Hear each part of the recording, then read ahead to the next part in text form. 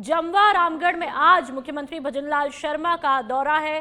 तस्वीरें आप देख लीजिए। इस दौरान वे आमजन के साथ में मन की बात कार्यक्रम सुन रहे हैं, साथ ही करेंगे कार्यकर्ता और ग्रामीणों से जन संवाद। राजकीय पीएम श्री उच्च माध्यमिक विद्यालय के कार्यक्रम के तहत मुख्यमंत्री के स्वागत और कार्यक्रम संचालन में जयपुर ग्रामीण सांसद राव राजेंद्र सिंह और विधायक महेंद्र पाल मीणा सहित अन्य वरिष्ठ नेता मौजूद है। तो ये तस्वीरें आप देख लीजिए। मुख्यमंत्री भजनलाल शर्मा की आज जमवा रामगढ़ का उनका दौरा रहा। जैसे ही वो यहां पर पहुंचते हैं, तमाम लोगों में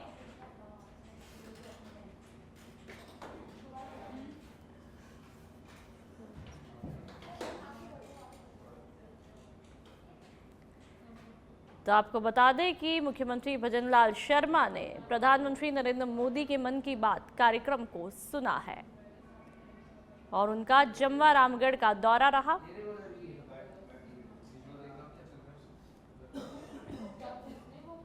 जोधपुर एयरपोर्ट पर सुरक्षा व्यवस्था और अधिक सुदृढ़ करने की दिशा में केंद्रीय औद्योगिक सुरक्षा बल की नई सुविधाओं का विस्तार किया गया। इस क्रम में क्वार्टर गार्ड, डॉग कैनल और क्विक रिस्पांस टीम बैरक का उद्घाटन किया गया। इस मौके पर केंद्रीय उड्डयन मंत्री राम मोहन नायडू ने वर्चुअल माध्यम से लोकार्पण करते हुए देश भर के एयरपोर्ट पर सुरक्षा व्यवस्थाओं को मजबूत करने की आवश्यकता पर जोर दिया। वे राजकोट एयरपोर्ट से कार्यक्रम में जुड़े और आधुनिक सुरक्षा ढांचे को समय की जरूरत बताया। कार्यक्रम में जोधपुर एयरपोर्ट के director doctor Manoj Uniyal, CISF के डेप्यूटी कमांडेंट सूरज खुड़े सहित बल के अधिकारी और जवान मौजूद रहे। इसके अलावा एयरपोर्ट अथॉरिटी के अधिकारी और कर्मचारी भी बड़ी संख्या में मौजूद रहे, जिन्होंने इस पहल को सुरक्षा के लिहाज से महत्वपूर्ण कदम बताया।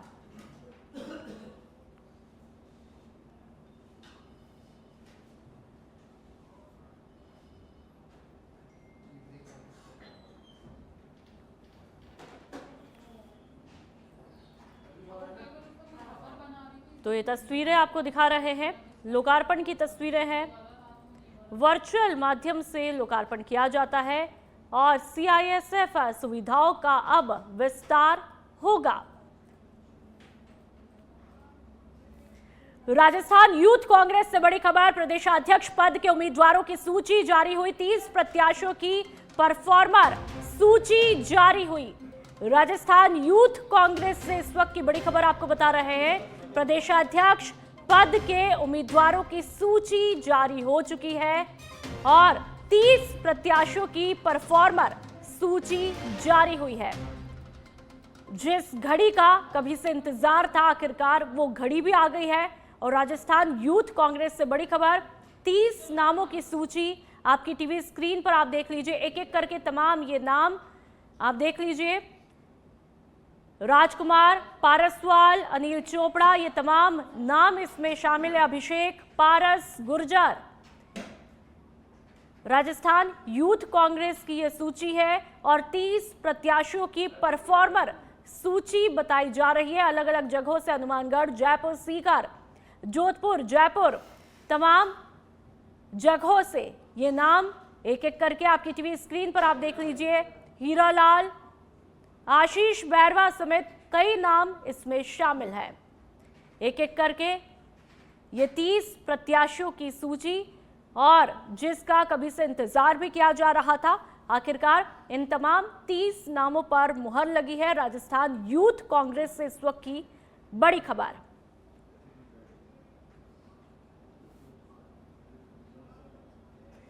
और अब झुंझुनू की बात करेंगे। एसपी कावेंद्र सिंह ने नवलगढ़, गोठड़ा और मुकुंदगढ़ थानों का औचक निरीक्षण करके व्यवस्थाओं का जायजा लिया। उन्होंने थानों के क्राइम रिकॉर्ड, अभिलेख, हवालात, मालखाना और लंबित मामलों की समीक्षा की। एसपी ने थानाधिकारियों को गंभीर और संवेदनशील मामलों का प्राथमिकता के आधार पर समाधान करने, महिला, बाल और साइबर अपराधों में विशेष संवेदनशीलता बरतने और प्रभावी अनुसंधान करने के निर्देश दिए। इसके साथ ही हिस्ट्री शीटर की निगरानी, क्षेत्र में गश्त बढ़ाने और साइबर फ्रॉड रोकने के लिए विशेष अभियान चलाने के आदेश दिए गए। एसपी ने आमजन को जागरूक करने और युवाओं में बढ़ते साइबर अपराध को रोकने के लिए अभिभावकों से संवाद स्थापित करने पर भी जोर दिया।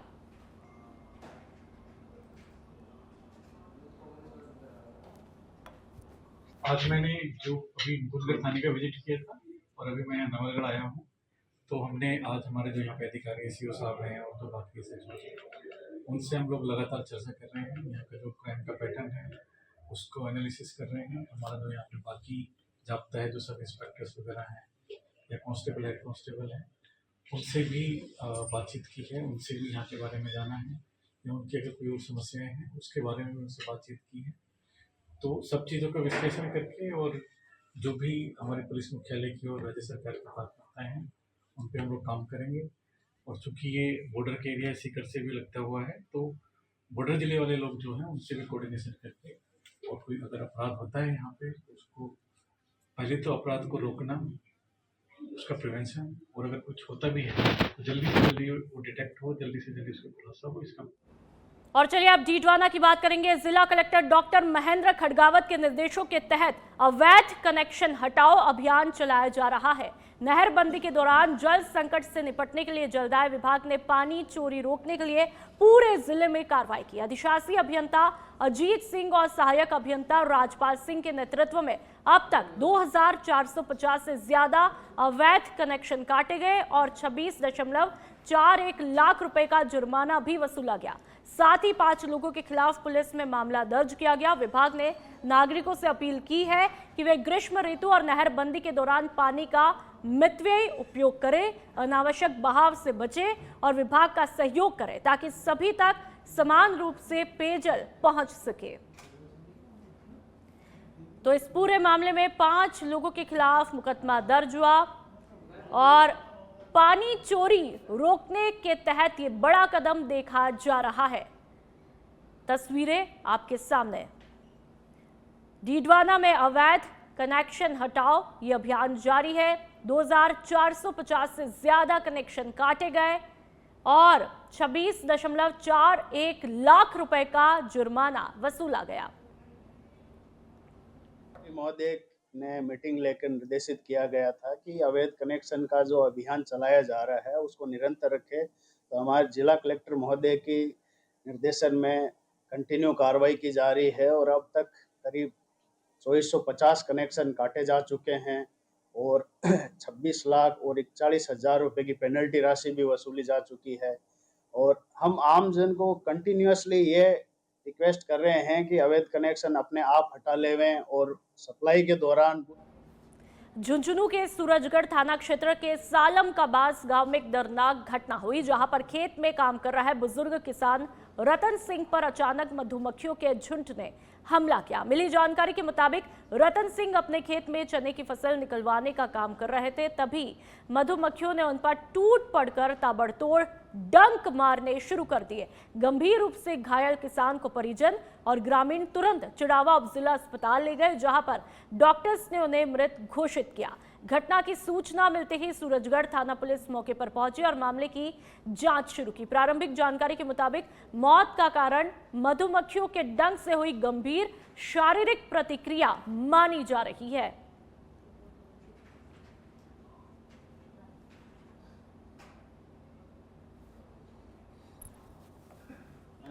खेत में चने निकलवा रहे थे।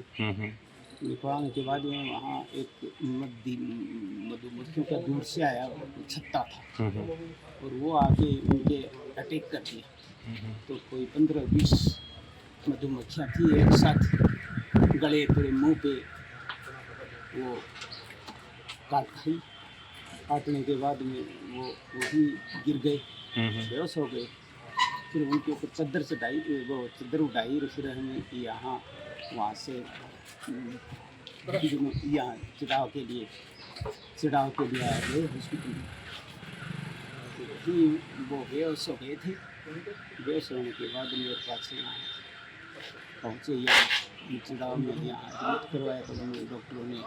भरतपुर के मथुरा गेट थाना क्षेत्र में इंद्रप्रस्थ होटल के पास में पिकअप वाहन ट्रक से टकरा गया, जिसमें 4 लोग गंभीर रूप से घायल हो गए। घायलों को तुरंत आरबीएम अस्पताल में भर्ती करवाया है। जानकारी के मुताबिक पिकअप चालक को झपकी आने के कारण यह हादसा हुआ। पीलीभीत उत्तर प्रदेश निवासी मुकेश अपने साथियों के साथ में मछली के बच्चों की सप्लाई के लिए टोक जा रहे थे। पुलिस ने मौके पर पहुंचकर घायलों का इलाज सुनिश्चित किया और मामले की जांच शुरू कर दी है।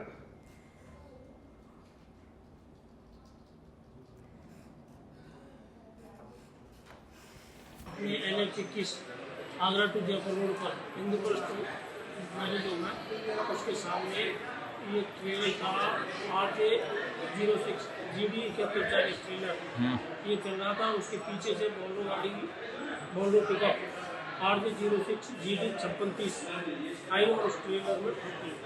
बोलो में बैठे 4 आदमी बैठे हुए थे, फिर चारों ही इंजर्ड हो गए।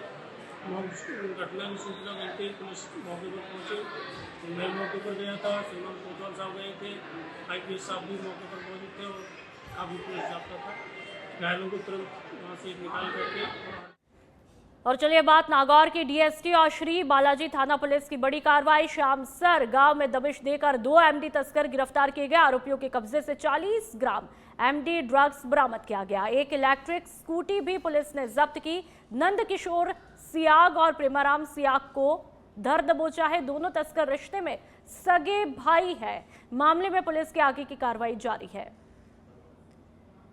तो MD ड्रग बरामद की है आरोपियों से और इलेक्ट्रिक स्कूटी भी जब्त कर ली। तस्वीरें आप देख लीजिए। MD तस्कर को गिरफ्तार कर लिया है।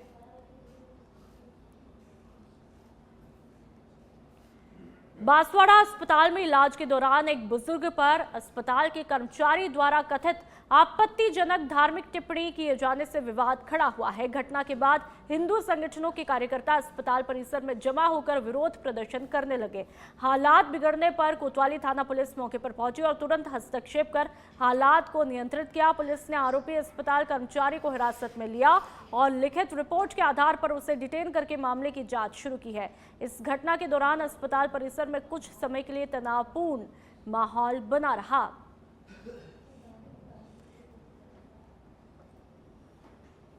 ऐसा बुजुर्ग इलाज करने गए थे, पैरों का इलाज करने गए थे।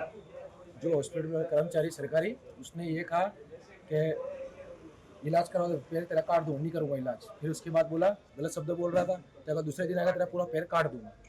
बस इसके लिए हम ये चाहते हैं कि उचित कार्रवाई की जाए इसकी। ये शराब के नशे में इलाज कर रहा है, बात सही है? हाँ, ये शराब के इलाज में कर रहा है, ये बात सही है। हाँ, थाने में रिपोर्ट दी थी और उचित कार्रवाई की। नहीं कार्रवाई की पर अधिक कार्रवाई। दौसा में वर्धमान महावीर ओपन यूनिवर्सिटी कोटा द्वारा आयोजित RSCIT परीक्षा रविवार को कड़ी सुरक्षा के बीच में संपन्न हुई। जिले में 17 परीक्षा केंद्र बनाए थे, जहां पर सुबह 8:30 बजे से 9:30 बजे तक अभ्यर्थियों को प्रवेश दिया गया। कुल 8,125 अभ्यर्थी पंजीकृत थे। परीक्षा में देर से पहुंचे कई अभ्यर्थियों को सख्ती के चलते प्रवेश ही नहीं दिया गया और उन्हें बिना परीक्षा के लिए दिए ही लौटना पड़ जाता है। जिला समन्वयक डॉक्टर जालंधर शर्मा ने बताया कि प्रशासन और पुलिस की कड़ी व्यवस्था के चलते ये परीक्षा शांतिपूर्ण रही, लेकिन नियमों का पालन न करने वाले अभ्यर्थियों को इसका खामियाजा भुगतना पड़ा।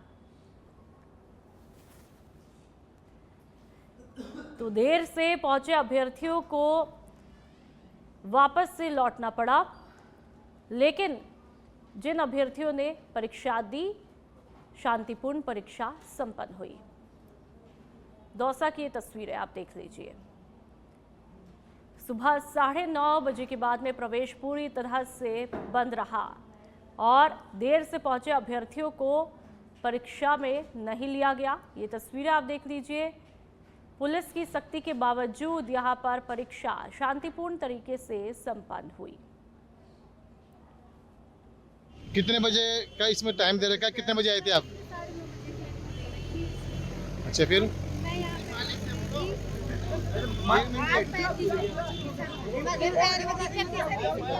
किस चीज का एग्जाम है? कितने बजे पहुंचे आप?